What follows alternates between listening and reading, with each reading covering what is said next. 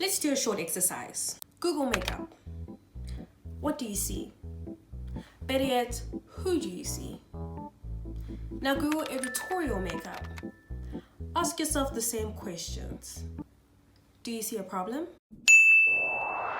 Hello everyone, my name is Aseti. I'm a professional makeup artist and dog lover. Welcome to my YouTube channel. Again, third video, we're going strong. If you're new here, hi again, my name is Aseti. I'm a professional makeup artist.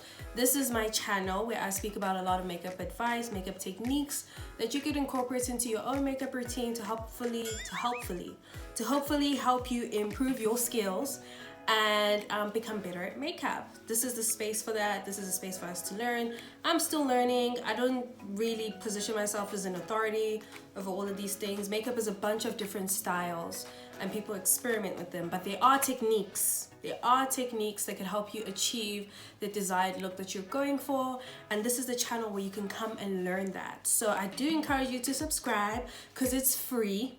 It's literally free. It's free. You know, some other people might make you pay for that, but I don't because I'm nice and it's free. So please do subscribe, share it with your friends, share it with your mom, share it with your cousins. I don't know. Just share it and bring more people into the space. It's nice learning space, classroom, jokes, don't call it that.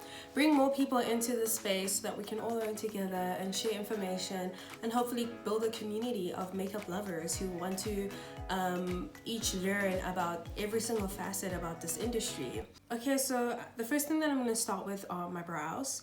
And while I do my brows, I just wanted to ease you guys into the topic to kind of give you an idea of why we have this hashtag and why you should support it. So in the beauty industry, and I don't want to restrict the beauty industry to just like makeup and stuff. Sorry, please excuse my brush. It has glue in it and I don't know how to get it out. And it's because I did a look like a couple of weeks ago where I blocked out my brows and the glue from that brow thing that I did is still in there, and I can't find my other eyebrow brush, so I can't really throw this away, but it's okay.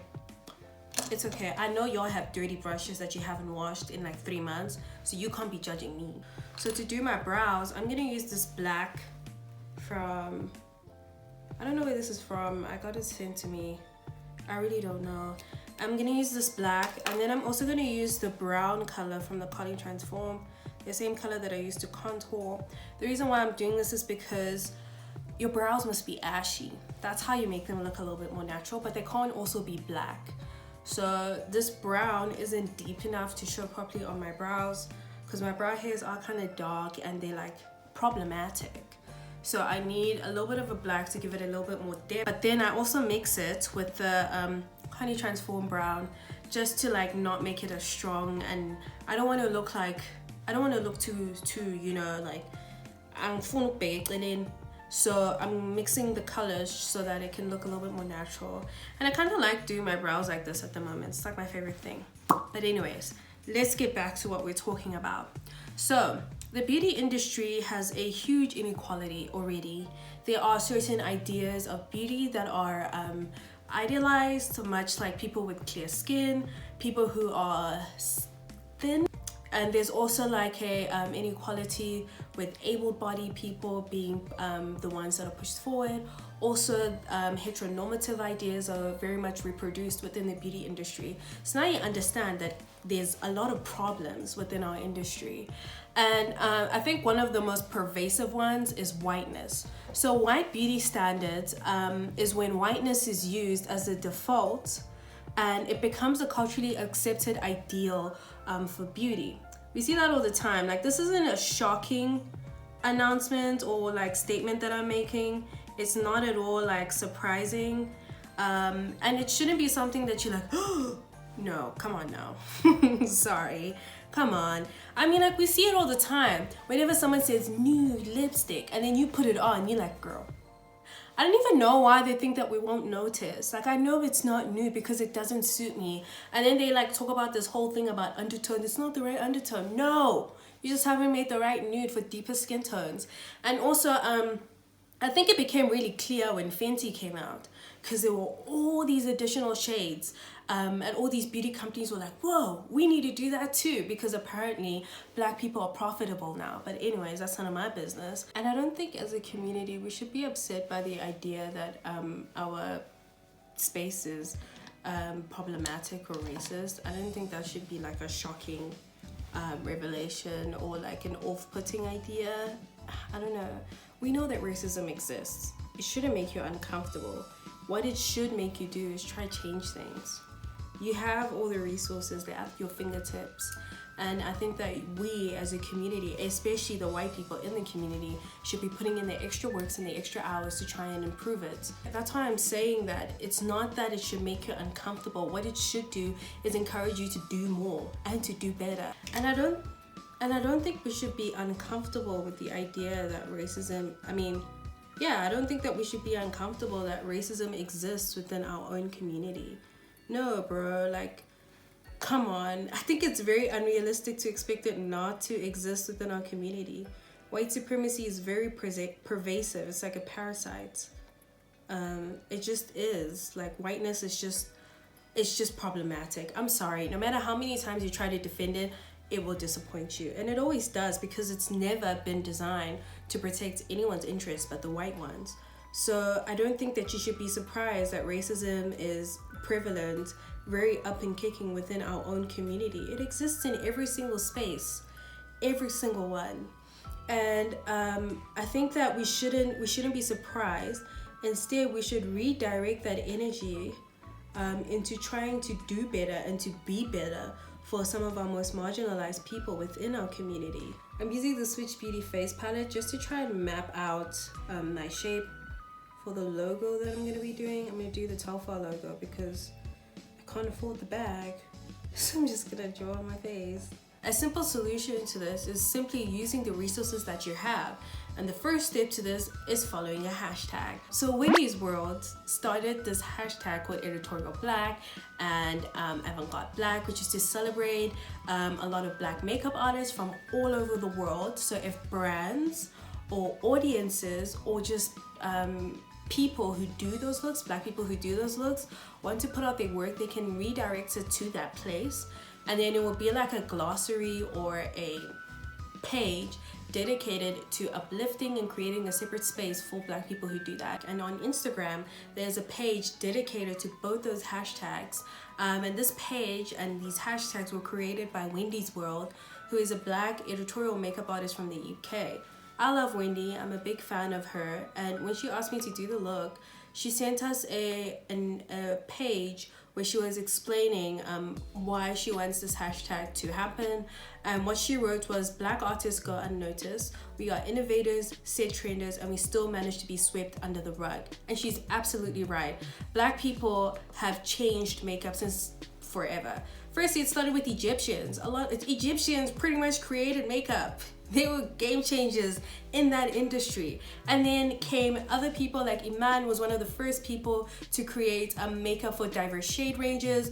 Also, during the 70s, when a lot of like black consciousness and black is beautiful movements were happening in America and pretty much all over the world, a lot of black owned makeup companies started producing makeup that was dedicated to black people.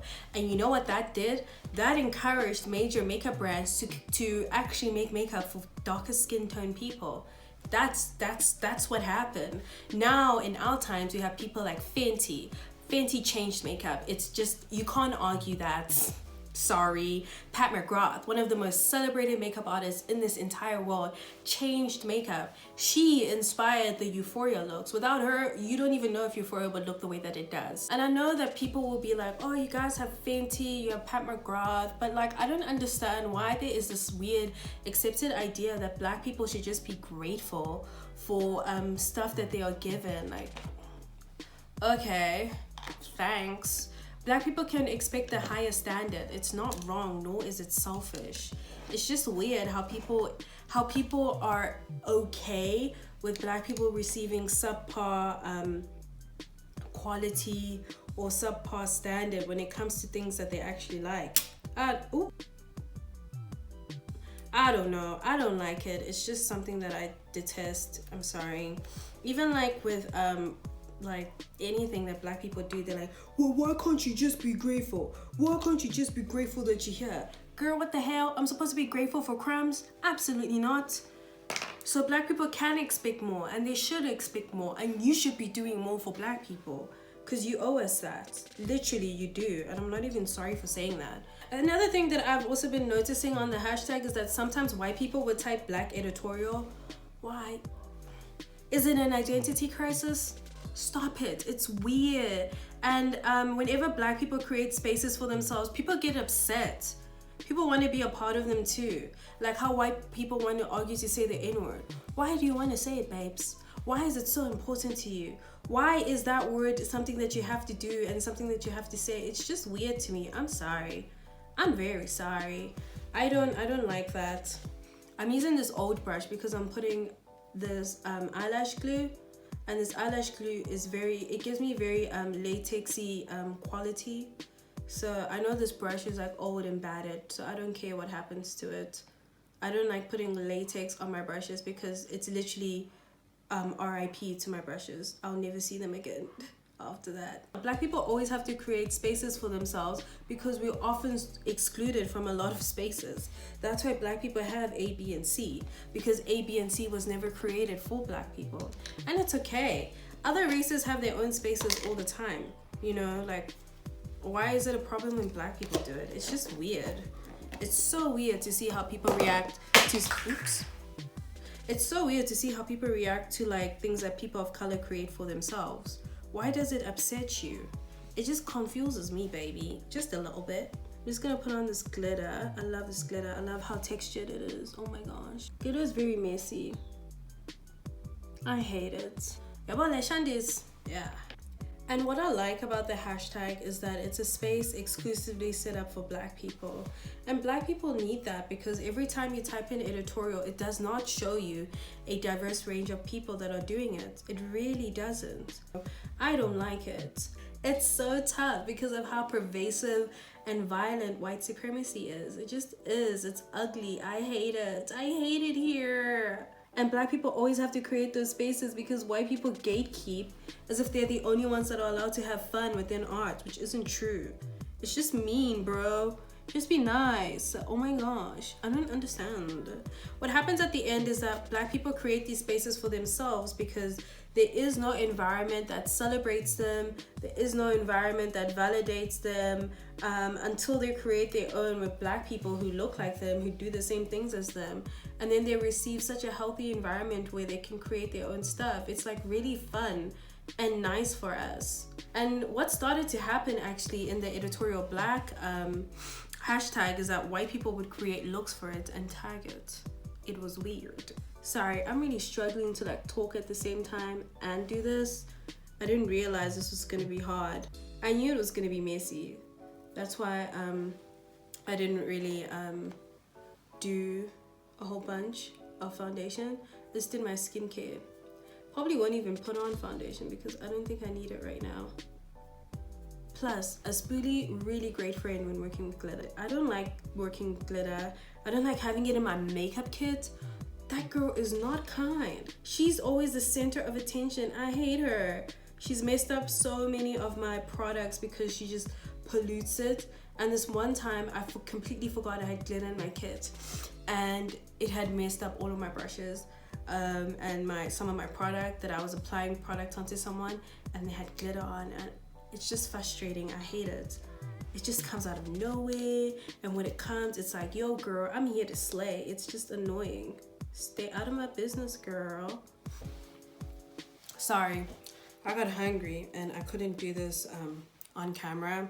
It's actually really hard. I don't think I can do another get ready with me. Hopefully over a couple of years, this won't be something that black people have to do, and people will just accept black people for being in separate spaces that aren't ones that are traditionally understood as spaces that black people should be in, or spaces that white people should be in.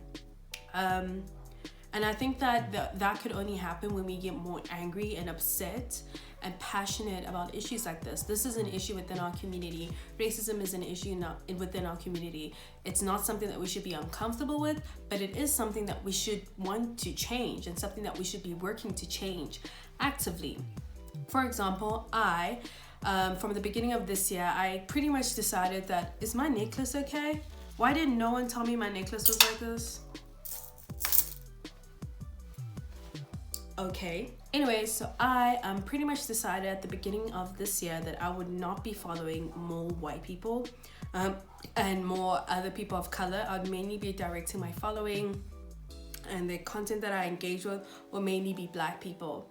It's just something that I wanted to do because I realized that black people don't get as much opportunity, they don't get as much engagement as white people and other people of color, simply because we're black. So I pretty much took it upon myself. I took the responsibility upon myself to engage, to also follow mainly black people. I do follow some white people, but those are people that I know, and they're also artists that I've worked with or artists that I know, and I just want to follow them because I do enjoy their work. However, most of my page is dedicated to just following and uplifting and promoting black art. It just is what it is, and until we get to a point where where black people are celebrated as much as white people and other people of color, then I will happily follow everyone. But I don't see that happening in my lifetime or even any recent time within my makeup journey. So I'm going to continue doing what I'm doing right now. And the thing is that everyone wants to be woke. Everyone wants the woke stamp of approval, but no one's willing to put in the work. No one is. I mean, like, posting a black square on Instagram isn't enough. We need to do more and to be more. Like, anti-racism is not something, it's not a single action, it's not a hashtag, it's a philosophy. It's something that you have to live and breathe and eat every single step of your life. That's what it is. I'm doing it. I'm reading books. I am engaging with specifically black people on my Instagram. I am doing what I need to do in order to celebrate and uplift my community. The people that I follow that are from South Africa that do editorial looks are Leanda Benny. She's a makeup artist that I really, really love. I think that her looks are so great. And she, I don't know, I just like her. Another person that I follow is Mbali. I really love her work.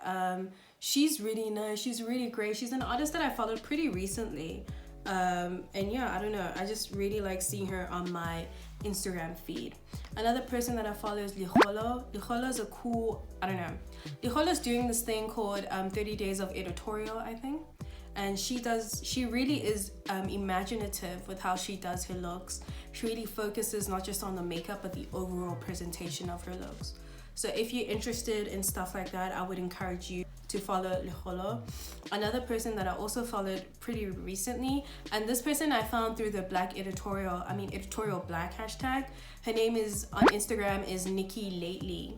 She is a South African Nigerian, I think that's what's written on her page, and she does these cool editorial looks. I don't know, I just like seeing black girls doing cool shit, so follow her too. And those are just a few people that I follow that I really, really like. I'll be adding more people in my description box as well as on my Instagram for you guys to follow. And yeah. Okay, I know I didn't speak about any makeup advice or any makeup tips and tricks, but this is also something else that we need to learn about in our community in order for us to change it. It's a huge problem within our community, which is excluding a whole bunch of people, which isn't fair. So this is why I decided to talk about this in this video, so that we can draw more attention to different people and to different styles of art within our community. So I hope you learned something. I hope you enjoyed it. If you did, subscribe, tell your friends, tell your grandma, tell your cousins, I don't care, tell everybody to come next week or to come this week or tomorrow and to watch my videos, as I'll be giving makeup advice, tips and tricks every single week, every single Monday. I try my best. Every single Monday in the evening, so that you guys can have your dinner, or after dinner you can come and watch me tell you about your makeup and what you're doing wrong. Okay, so I'll see you guys all next week. Enjoy your evening, be kind, be nice, and yeah, bye bye. I'll see you next week.